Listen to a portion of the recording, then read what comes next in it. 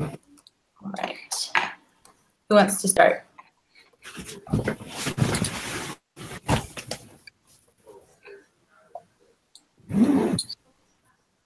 I can read the first one if you want. Okay. Or do we want to just say what we got, or how do you want to, I mean, up until like maybe where Angie is, or what do you guys want to do? I was only able to get partway through it as well. Okay. So I'm guessing we all did the first couple? Mm-hmm. Yeah. Okay. So I got for number 2, hold on, sorry. The chi-squared test of independence. Sorry, it's number, 2. Did everyone get that? You mean number 1? No, number 2. Well, it's like the first question, yeah, other than the It is actively. the first question. There's Oh, I'm sorry. I'm on that. I'm on that review. oh, The chapter lesson 20. I'm sorry. no, it's okay. Yeah, so chi-squared test of independence. Yeah. Okay, and I wasn't sure if they were going to be in the same order. They might. Okay. I think. You got chi-squared test? Yeah. Mm-hmm. Did you get that one? Why is that? Let me look back at this question. So this was because they gave the one set of data compared the educational level, and they have like the different levels. So that's going to be, remember those, like the different columns. So you have the high school, the graduate, the master's degree, and the doctor program. So the different columns and then rows, because they'll talk about like Oh, okay, that makes the sense. different countries. Then you have the different rows and columns, and that's where the Wait. chi test comes in. What's the difference between chi-squared and ANOVA? So it's categorical versus The Numerical, quantitative? yeah, the quantity one, numerical. Bleh, I can't. Oh, Yeah, okay. quantity. Yeah. So chi is the categorical, which is nice because it's under. Well, I guess It they does might- independence as well, so that helps. yeah, and the categorical data analysis, that's the chi is under that Excel sheet, and then ANOVA is under the other one. That's the Mm-hmm. whatever. Anyway, okay. Who wants to do 3? I will. Let's see.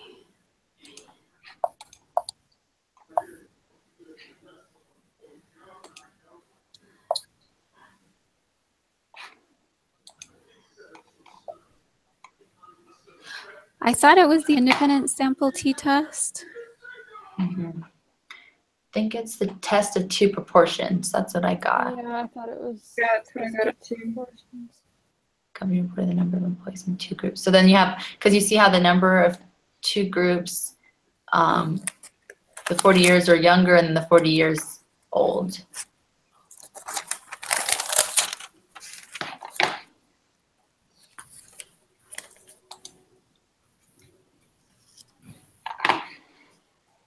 Yeah, there's 2 groups.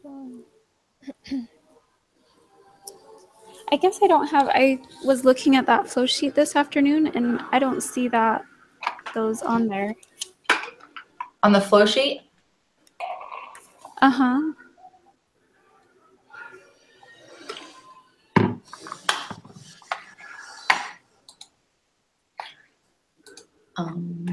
Is it under categorical 2 sample proportions? yeah, so under the categorical Excel sheet, you see that there's the 2 different ones. This was just like the most recent. Pin it down. That's the most recent one we did, where you put like the different inputs, the X1 and N2. And you can have 1 proportion that you're comparing, or you can have 2 proportions that you're comparing. Okay. And so that means that it's categorical data? Uh-huh. Okay.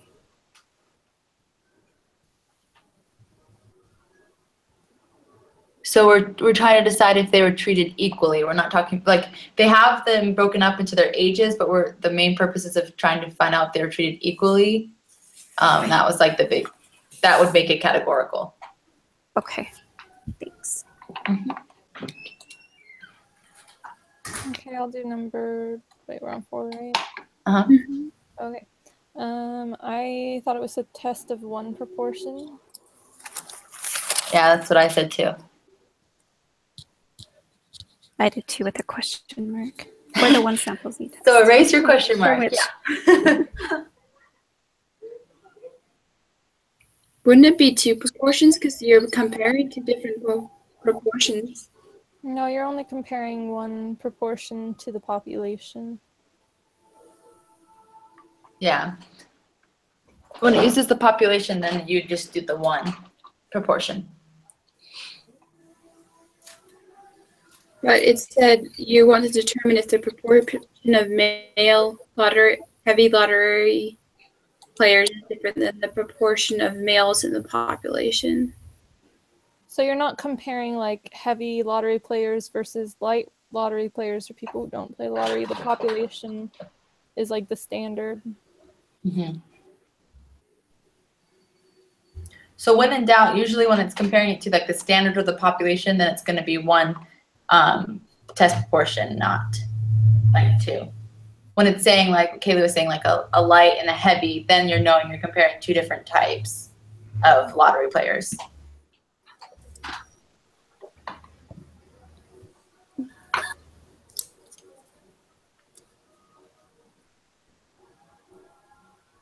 How would that work? Well, so you remember how in like a one sample t-test or one sample t or z-test that we would be comparing the data to the population, not another thing? This is like the same thing as it was in the beginning of the semester, Well, so you're that's good. comparing it to the population. Mm-hmm. That's a good thought.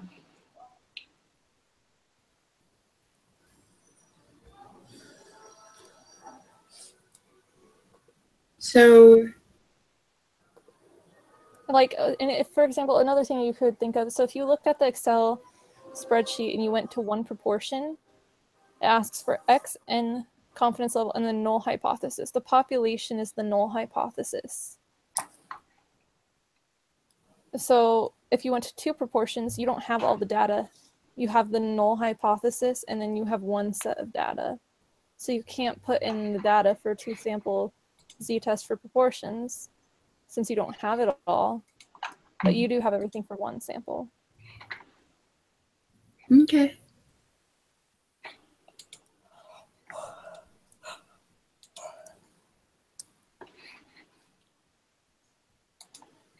Do you still have any questions about that? No, you answered my question. Thank you. Okay. I'll just let us know because I don't want to go ahead. Yeah.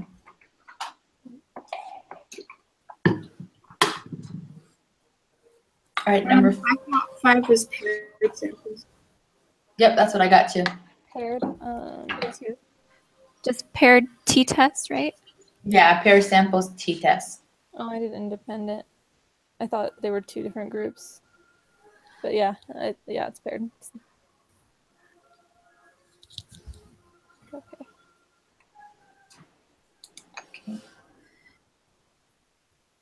Okay, number 6.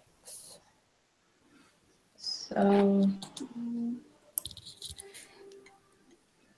number 6, I put the paired sample T confidence interval.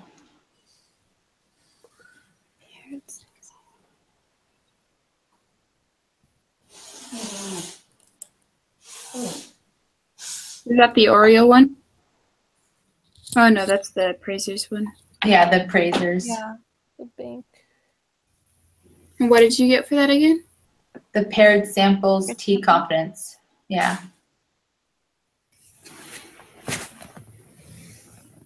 Wait.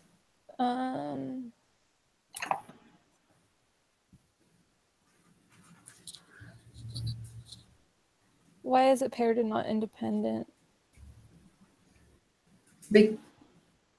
Well, because they're using the same type of properties. But the two appraisers are not influenced by the other at all. But the houses are. They're Yeah. both of them are appraising the same house, and they want to see if there's a difference in the way they appraise them. So without. Has that always been the case with it though? Because like we've done some samples where like that last question, I thought it was independent until I reread it. But if they asked 25 students to do the clockwise one and then 25 to counterclockwise, that would be independent theoretically because they'd be doing, Well, they're comparing the two different locks. because they're different locks, but the properties are the same. But the students, Yeah, the students are the same. So the same student is comparing two different locker locks, whereas the two Yeah. appraisers are comparing the same property. Okay. So it's like opposite, but the same. So they're still Yes. paired. It's just paired in the opposite way. Yeah, I know. That was weird. I didn't think about 'Cause that. I don't think we've done like a question at all where it's It's been flipped. paired because of the properties. So okay, but that makes sense. That is true.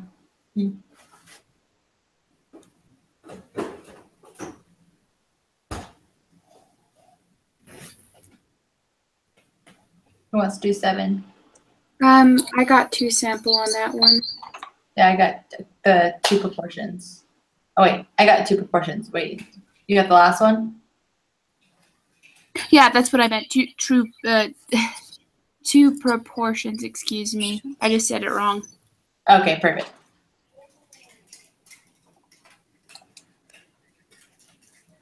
Sorry, I'm using a different device, and for some reason it just wants to do it in camera rather than video camera looking at me. So Oh. I don't know how to fix that. Otherwise, No, I'm you're good. You're good. All right, everyone good on number 7? Yeah. Yeah. Okay.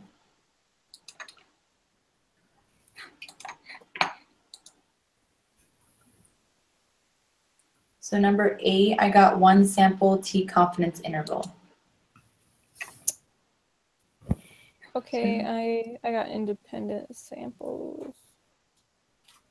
Okay, let me reread this so I can see why I sample. chose it. Why did you choose the independent? Because I thought they were comparing the amount of filling in a regular Oreo to the amount in a double stuffed.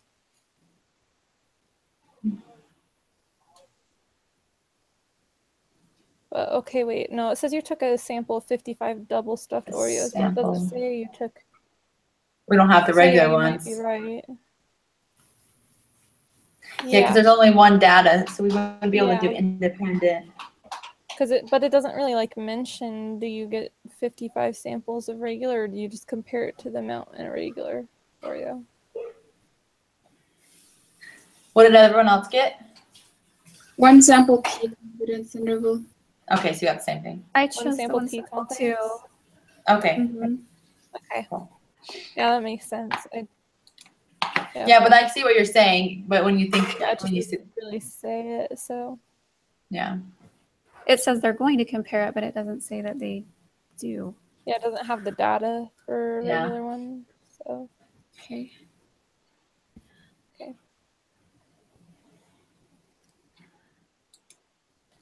Number 9, the first one. Second one. Number 9. Oh, number 9. 9. The second fir- one, right? I thought it was the first one. I think it's the first one as well. Because I remember being confused about this and talking to Brother Cromar about it. And he explained to me about how the p-value is the probability of a type 1 error, because it's that little gap that you're leaving that if it's higher than the p-value, where the significance level is just how extreme it is, assuming the null hypothesis is true. Where did I find this? I found this. Hold on. I see what both of you are saying, like, I think isn't the p-value the probability of committing a type 1 error? Because the significance level is what you're saying. If the p-value represents this, then we either reject or accept the null. But the p-value is determining whether or not it's a type 1 or type 2 error, right? I could be wrong. That's just what I thought. So you are actually deciding how much you want to risk committing a type 1 error, rejecting the null hypothesis when it is in fact true. Trying to think. What did you get, Angie? I chose, well, let me line that up.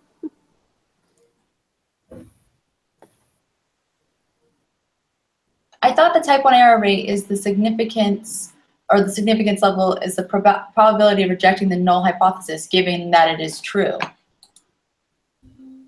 I think it is number 2. I see what you're saying with the other one, but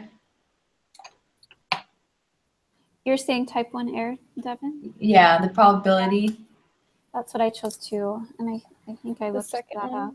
Yeah, I looked it up too. Yeah, I see what you're saying. Hold on. Because that's So what it's what- like defined as. So I don't remember what does number 1 The probability of observing the sample. define? The first one. I don't even know. I've never read something like I don't. Wait, that was in a part of the chapter though. I don't remember it. That's all I'm saying.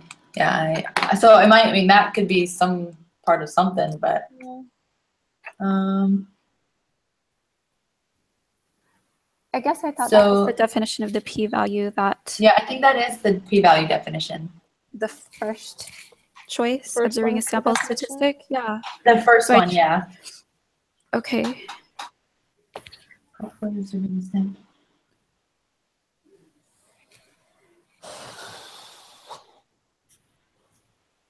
Hold on. P. Yeah, so that's the p-value. Because remember, assuming the null hypothesis is true, because either we're going to reject it or we're going to fail to reject it.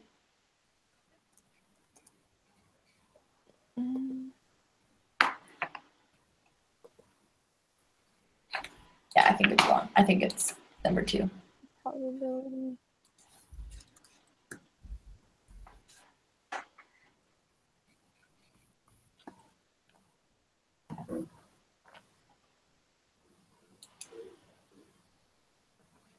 Because then,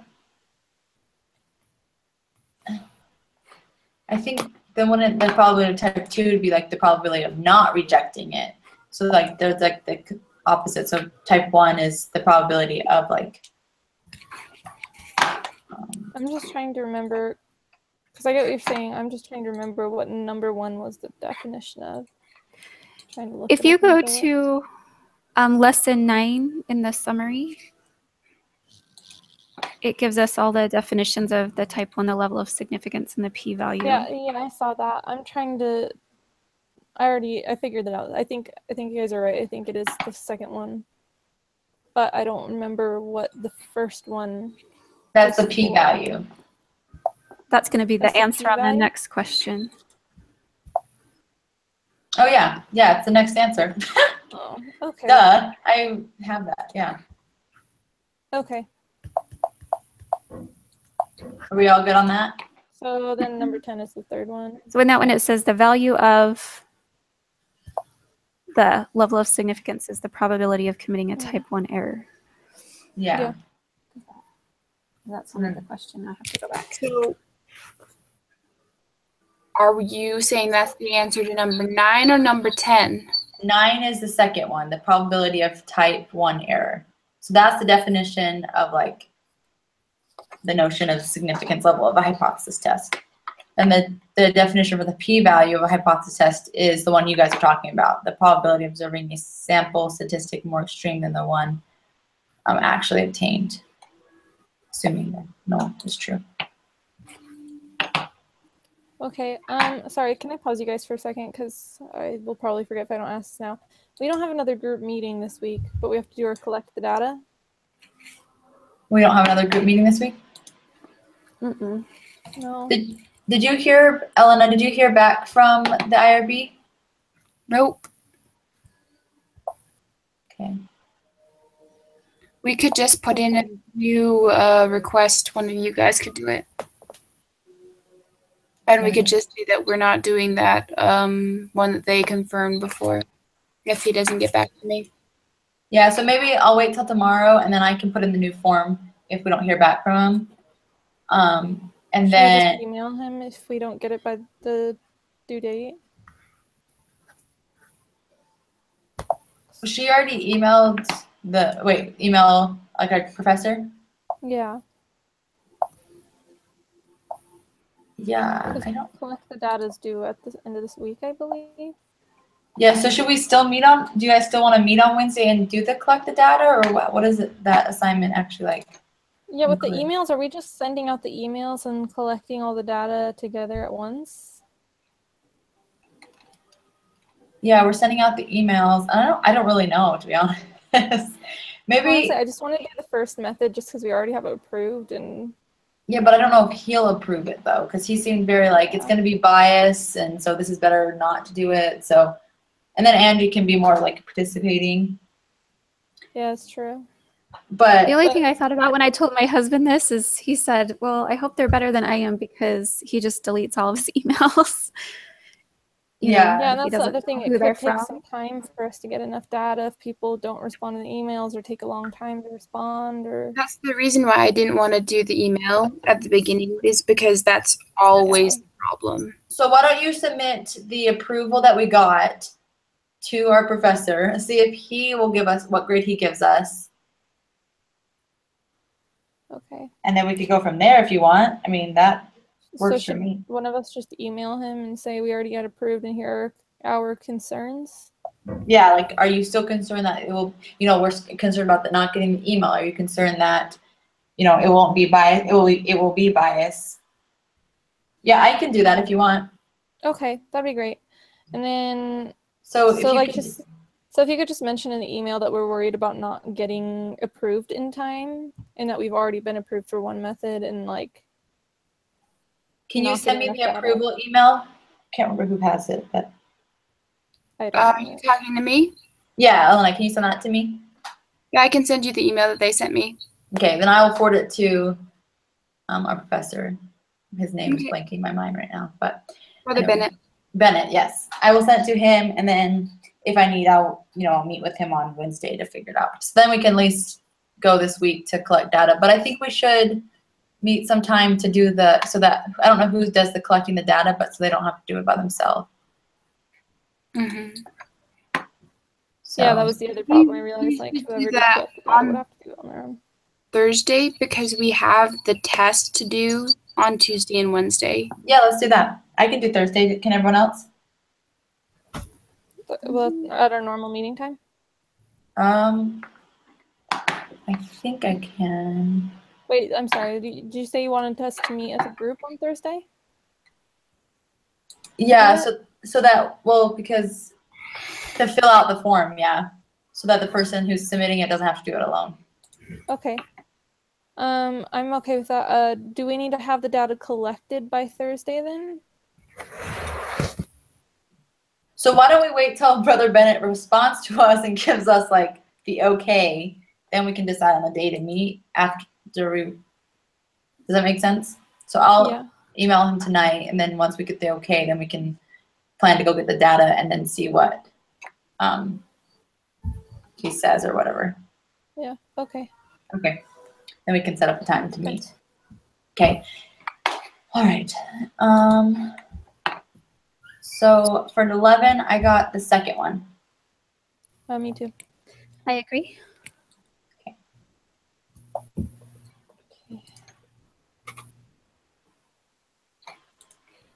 So then for 12, it would just be 0.3. That's what I wondered.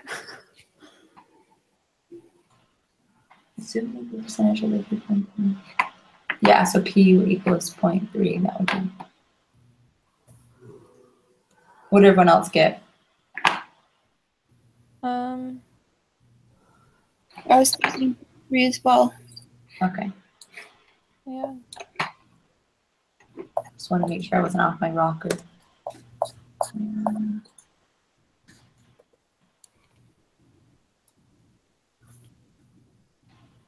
And then what did you guys get for 13? How do you figure 13? The standard, to get standard deviation? Mm-hmm. I have it in my Excel sheet, so I can tell you that equation, but you just use the P value, which is a 0.3. Let me see, let me pull it up in my Excel. So C5.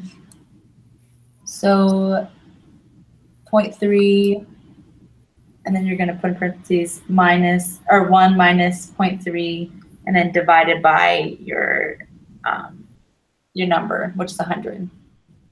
Does that make any sense at all? You got 100 Yeah. for standard deviation? No, I got 0.046.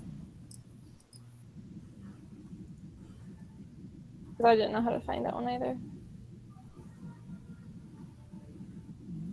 0.3.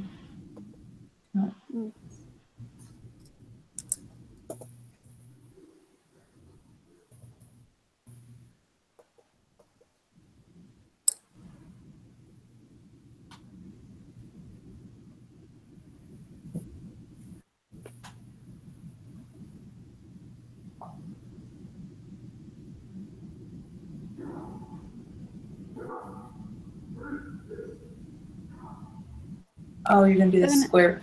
You're gonna do the square root of it. Okay. What am I Sorry. doing? I must have missed something. Oh, I can. Yeah, I don't know how to. My calculator's not good enough, so I did it on this. I have on this Excel sheet that has it, but yeah, it's the square root of. I think we were just intended to do it on the Excel spreadsheet anyways, because we've never calculated the standard deviation of any of the proportions. We've just taken it off of the Excel sheet. Tis true. So it's hard for me. Which sheet is it called? I'm sorry. I've got them all open. It's the data analysis hat. Oh, see, I use my own. 0.046.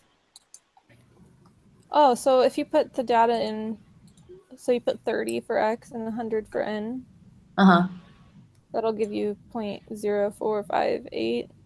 So is that what's for standard deviation of confidence interval? Is that what you put in there? Yes. I did it on something else, but yeah, that's the same thing. Yeah. I was just assuming, because I didn't know that standard deviation of the distribution the sample means was the same as standard deviation of confidence interval. It's the standard deviation of the hypothesis test.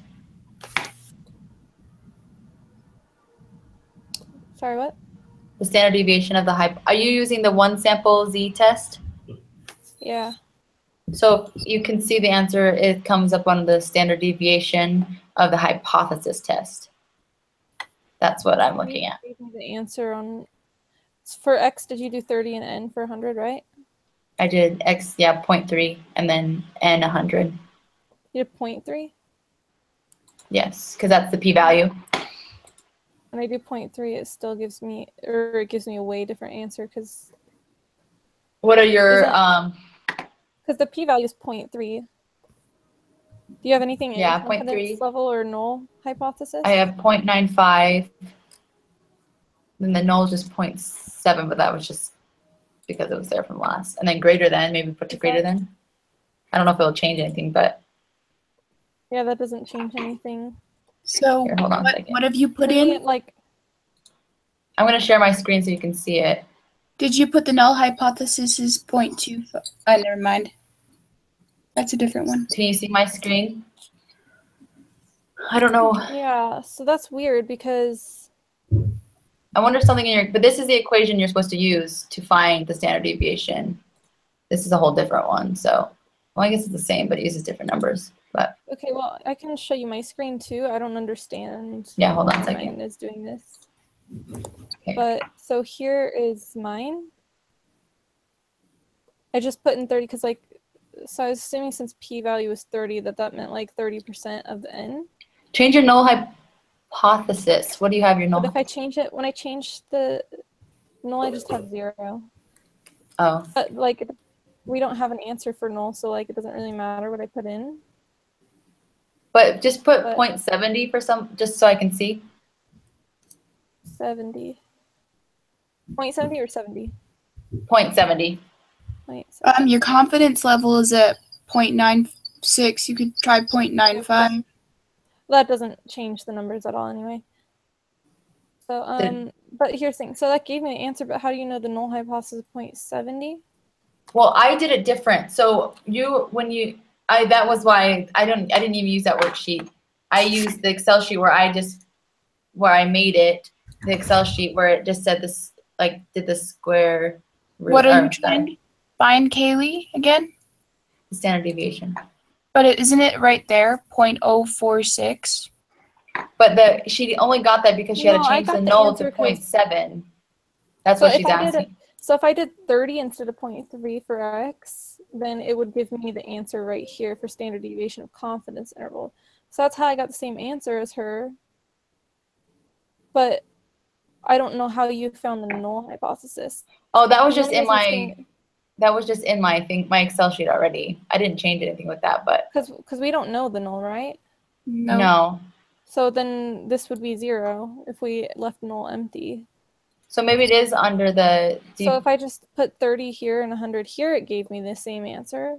Oh, there. Did you do 0.3 at all? Did it change anything? If I do 0.3, it gives me a weird number because that's what I get. But 0.3 is not x. 0.3 is the p-value. So that's why. Maybe it's because mine is doing the p-value on my Excel sheet instead of x. Maybe that's why.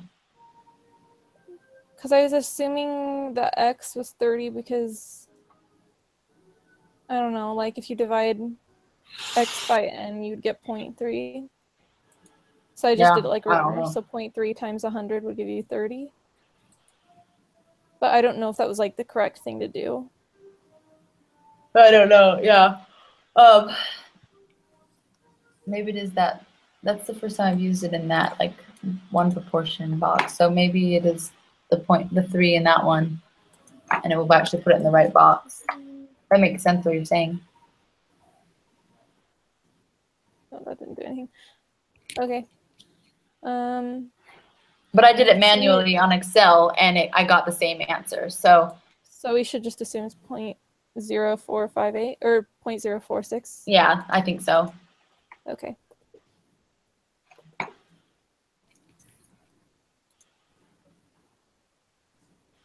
So what is the probability?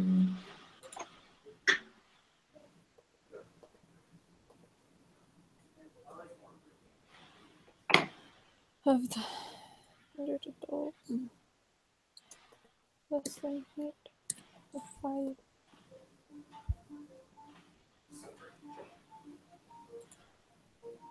You get, or did you just take n divided by 0.25?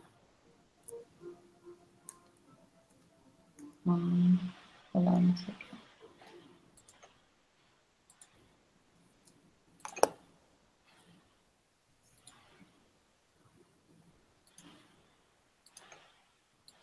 I don't know if that was correct.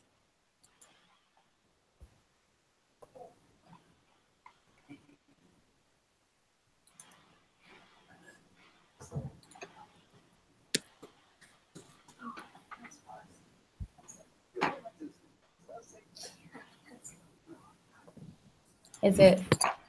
Are they asking for p-hat?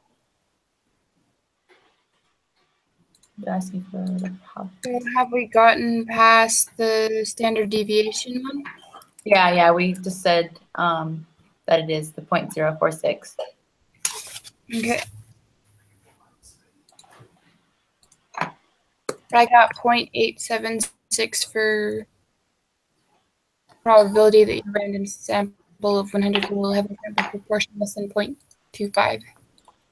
How did you get that? Yeah, how did you get that? So how I got it was, let me go look back at the question real quick. I took the statistic. Well, what I did was I put in the null. I got a different answer. What'd you get? I got 0.1376. So what you do is you find the z-score by using the 2.5, and then you put that into the normal probability applet, and then you do less than, so you go to the left. just do the left one. Oh, you used, okay, I didn't even know you're supposed to use the applets. That makes, so 0.25.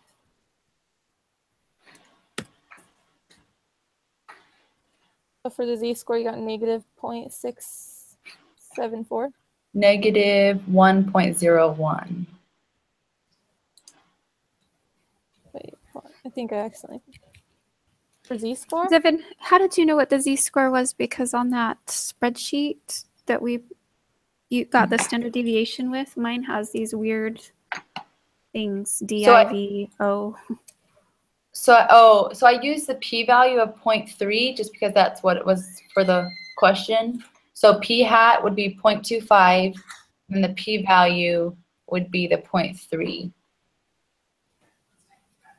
I thought you were supposed to use 0.25. And then you use your area. standard deviation, huh? I thought you were supposed to use 0.25 for the area on the normal probability applet. Because it asks what the probability that your random sample will have a proportion less than 0.25. So that's the 0.25 you put into the p hat, and then you select the left side of the z-score. So we know the z-score is negative 1.01, so you're going to go less than that. So that is the p hat is what's doing that, saying it's 25% are not going to whatever the question. I remembered how I got my Really answer. confused. Okay. How did you get it? So what I did is in the one proportion, I had access 30, N as 100, confidence level as 0.95, null hypothesis is 0.25, type of test less than the p-value. And we already have the p-value. The p-value is 0.3. The p-value and shading to the left on the normal applet is the same thing. Wait, what did you end up getting? What was your number you got? Let me bring it back up again. 0.8.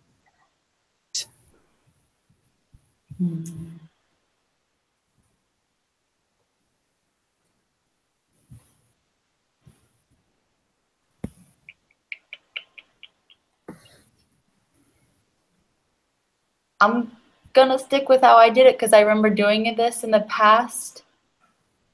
So I can re-explain how I did it, but you guys can put what answer you want to put. Yeah. Can you re-explain it? Because I was really confused. Yeah, so I did found the z-score. So you're gonna take C14. So you're gonna take the p hat, which is 0.25, minus 0.25. minus 0.3, which is the p-value. And then you're going to divide that by the standard deviation, which we found was 0.046. So that's finding the z-score. Well, that's the z-score for a t-test. This is for proportions, which is a completely different formula. But then you put it into the normal applet, probability applet, and you're going to go less than that z-score. Okay, we're on one proportions, and I'm looking in textbook.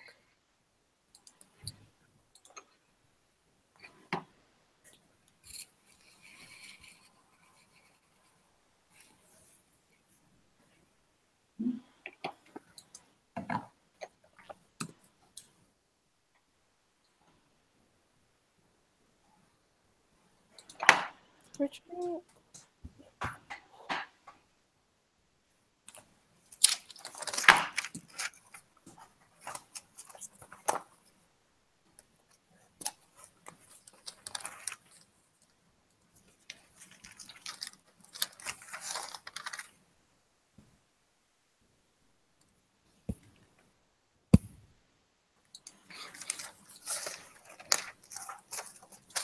Well, it says in chapter 17 that the test statistic is still z value minus mean divided by standard deviation. Mm-hmm. If you look, okay, sorry. Continue.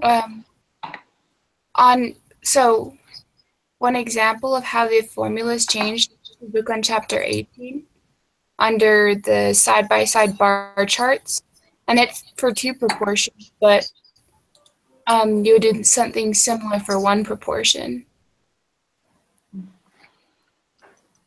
So where does this say it in chapter 17 on 1 proportions though? Okay, let me find it.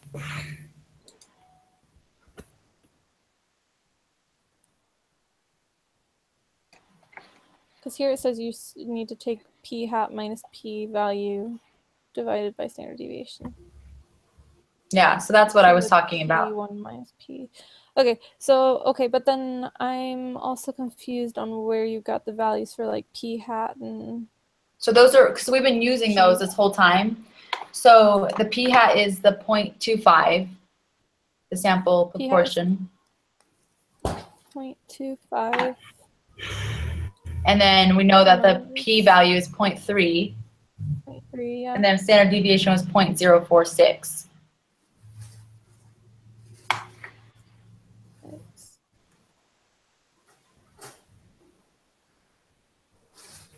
And what was the number that you got, Devin? The answer or the Yep. z-score? The answer. I got 0.1376. But I don't know. I mean, you could be right, so I could be completely wrong, but. You got 0.1376? Yeah, so then what you do is you found the z-score. Or 0.138? Yeah, yeah. So once you take the z-score, you put it into the probability, and then you're going to go to the left because it's less than. Because this is what we were talking about when the TA was there. This is some of the stuff that we were doing when the TA was at our. Oh, I wasn't there. That's why I'm so confused. So, Devin, how do you figure out which one is p hat and which one is p? So we knew from, because the question before was talking about how, I don't know, about the p-value or whatever, and so the mean is going to be the p-value, which is a 0.3, that we had said it was 0.3, So and then p sorry, go ahead. is the p-value, yeah, and then p-hat is the 0.25. Because it gives us p, so p is like the population mean, so that's 0.30. Yeah, But then the sample population, or the sample mean. is the p-hat. 0.25. Okay, I just wanted to confirm that I wasn't getting my data. No, yeah, you're right. Yeah.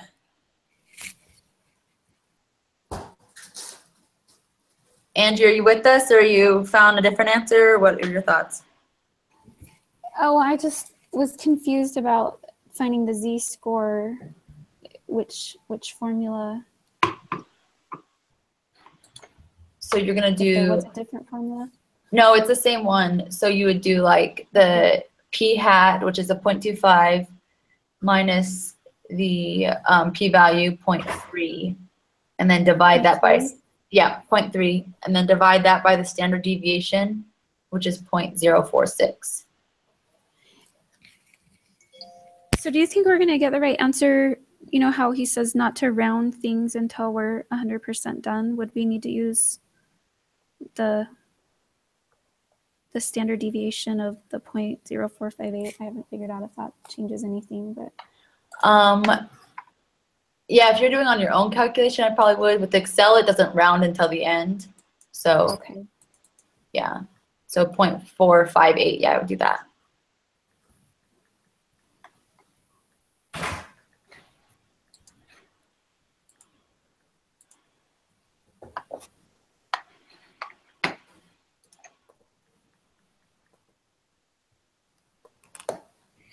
The only difference between what you and I did is the p-value and the p-hat. I had Really? it switched. If I switch them up, I get the same answer as you. Okay, what do you think? Or you think we should stick with the way I did it or go with the way you did it? Well, that's why I was asking you what how you figured out p-hat and p. And Oh, what you seemed like it made sense, so. okay, cool.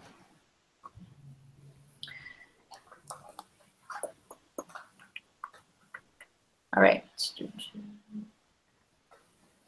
But like, when you first were reading that, how did you like decide that 0.3 was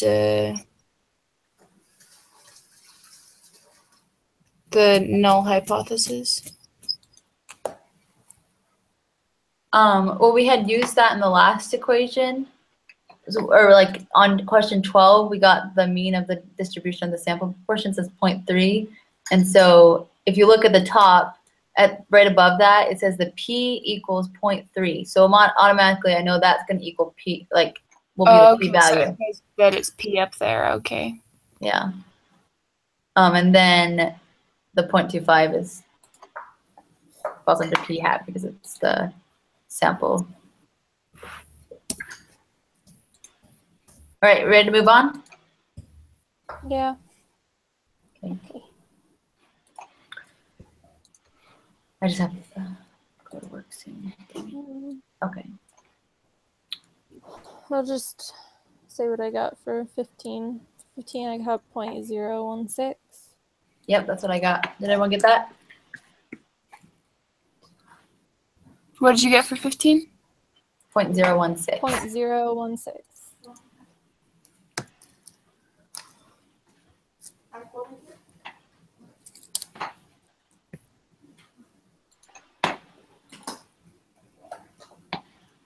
And then for the lower bound would be negative 0.003.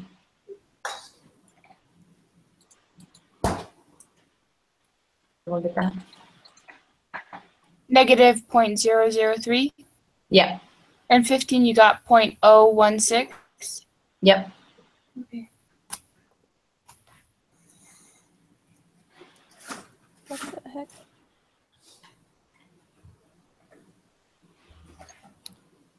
And then the upper bound 0.029. Yeah. Cool.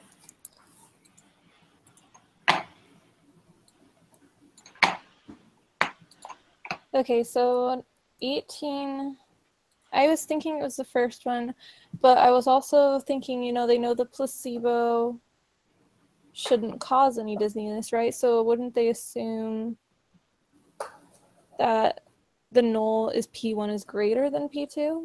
I think it's the first one because anytime you see the word that says different than, then that's going to mean it's not equal to. Well, yeah, so I mean, oh wait, so it would have to be that one. Okay, Yep. wait. Yeah, okay, so I was thinking maybe the null would be P1 is greater than P2, but the alternative was P1 does not equal P2, but I just realized that in our options, There's no other option. only the first one gives us the option that the alternative is not equal to. Yeah.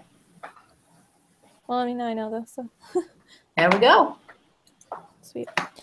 The value of your test statistic is 458. 1.458, yeah. Okay. Did everyone else get that? Yep. And then what'd you get for the p-value? 0.145. 0.145? Sweet. And then, so we're going to say, no, I failed to reject. Because it's, So the last one. yeah, the last one. The first one I failed to accept. I like that one. No, I failed. Oh, because I failed to accept. it's alternative. I've Yeah. never heard that one. Yeah. That is. Oh, yeah. Weird. I didn't even realize that. I'm like, oh, yeah, because it's Yeah. alternative. Yeah. Okay. Yeah, that's what I feel like once you've memorized like what it's actually supposed to like sound like, then it's pretty easy. It's easier, I guess. I would hope nobody did the first one. Yeah. Oh. So what did you get for 20? For 22? 21. Oh, it's the last one. I think that's what we put. So this next problem is chi squared. I didn't do this one yet.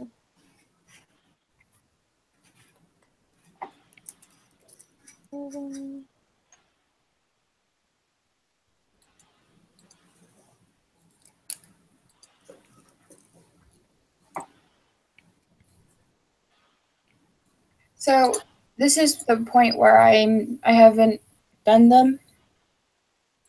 You could just say what you got and we could go through them. And I'll figure I haven't done this one either. That's what I'm gonna have to do too. I just stepped on the Okay. last one.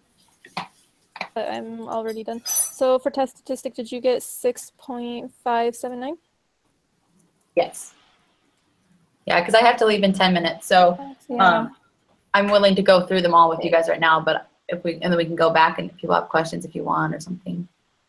So p-value is 0.087. Yeah, so the 22 I got 6.579, and then 23 I got 0.087, yeah. So it means we're gonna Yeah. know the p-value is greater than 0.05. So the fourth one. Yep. What do you conclude? It's greater We than, so have insufficient evidence to say that being a morning or evening person is not dependent of age, or Yep. is not independent, last so it's the one? last Okay. one, yeah. That's what I would have thought. So, okay. So then I have the input of the lower bound for 26.19. 0.19.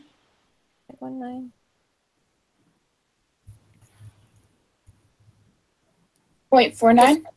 0.19.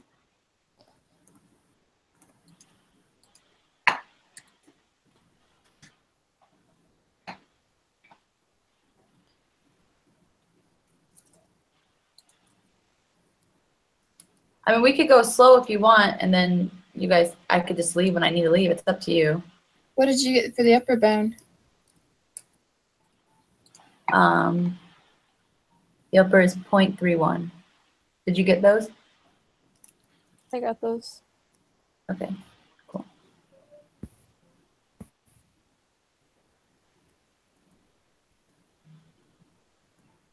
And then, so for 28,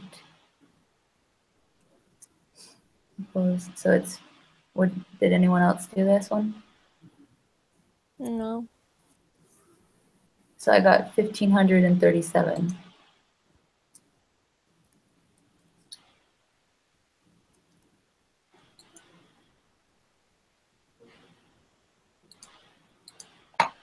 $1,537? Yeah, 1537.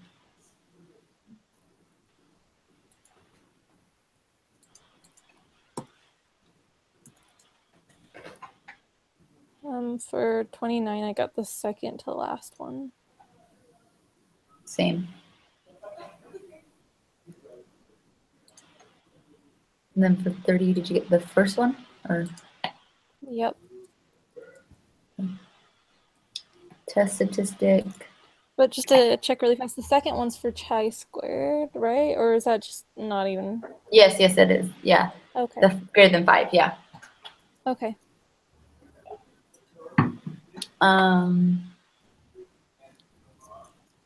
So 31, I got for the test statistic 1.768 Okay. with a p-value of 0.039. 0.039? Yep. So since it's below, you would reject the null hypothesis. So the first one? Yep. Okay. Scrolling. So the lower bound, 0.282. And the upper is 0.293. Can you say 34 again? Yeah, 0.282. Okay, and 35? 0.293. Thank Okay. you. And then, so for 36, the degrees of freedom would be 99.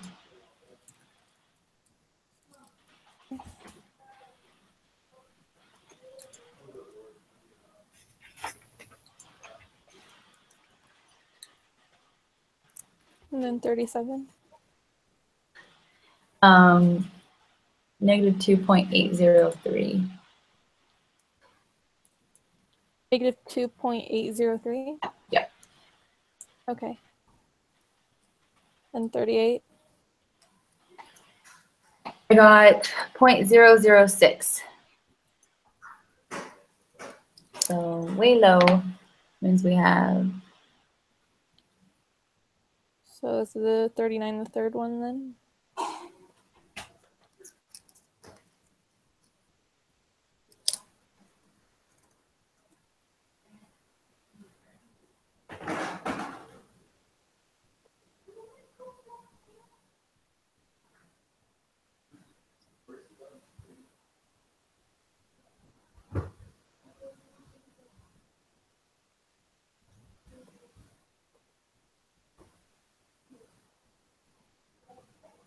Did she freeze?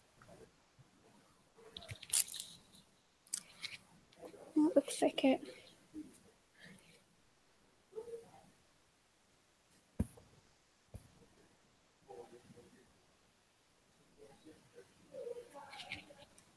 I think she'll see my comment if I just type in here. She probably will if she's getting back on.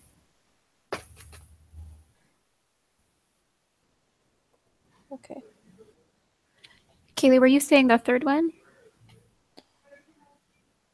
Oh, the third? Oh, that's what On 39?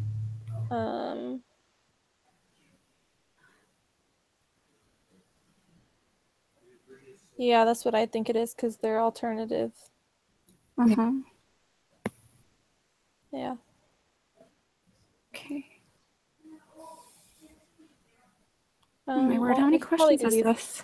We could do these last 5 questions on our own, probably.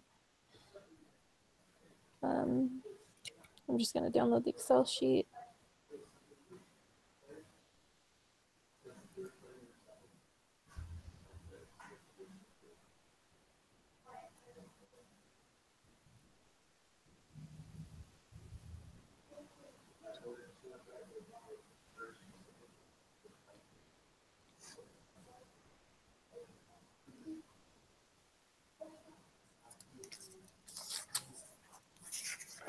This one, are we supposed to, for 40 through 45, are we supposed to be using quantitative inference procedures?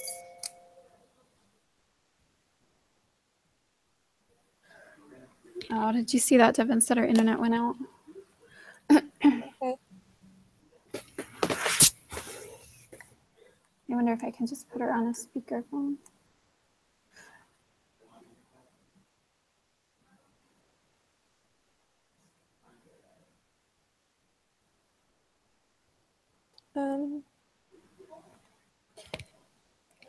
These ones are a paired sample, right? Yeah, I remember we've done this one before. Okay. Oops. Well, I think we're good because we can just put the data in. I was gonna try to just put you on speaker. 40. Oh, yeah, the internet went out. I'm like, okay, that's cool. So for 40, I got 8.728. For 40, yeah, I got 8.728. Sweet. And then 41, I got 10.455. Yep, that's what I got too. And then the test statistic, 22.446. 22.446, yep. It's extremely high, And but whatever. yeah, degrees of freedom, 40. Sorry, degrees of freedom, 40, yep. And then the p-value. And p-value is probably like 0. Yeah. 44 is just 0. And then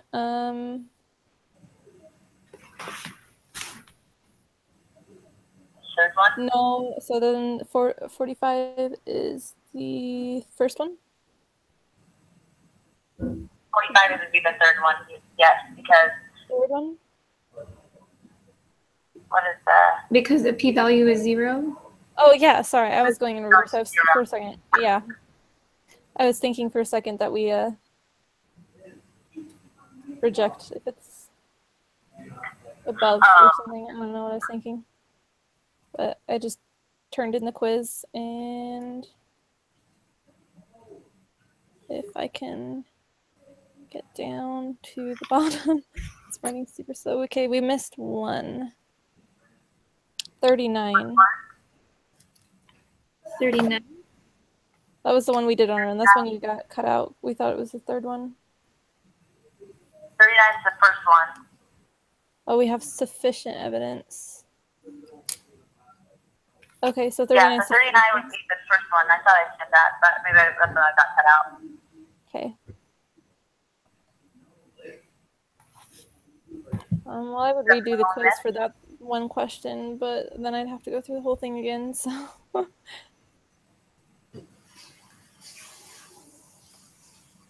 Yeah, that's the Okay. after the whole thing. But yeah. Okay, perfect. Any more questions? Okay, so yeah. So we're gonna meet Thursday normal time.